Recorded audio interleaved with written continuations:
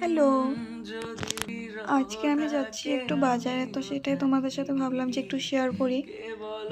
তো এই তো আমি বের হয়ে গিয়েছিলাম মায়ের সাথেই, মা আমি আর ভাই গিয়েছিলাম। তো আমি ঘর থেকে বের হয়ে টেম্পো স্ট্যান্ড অব্দি হেঁটে গেলাম, তারপর এই তো টেম্পোতে উঠে পড়েছি।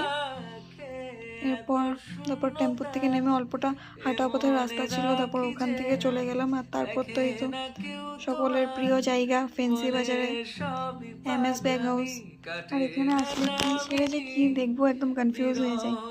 এখানে কালেকশনগুলো খুব ভালো, জুতোগুলো বহুত ভ্যারাইটি থাকে ওখানে। আর তোমার ব্যাগের কথাই বলো, চাই জুতোই বলো, আর অনেক কিছু আছে ওখানে।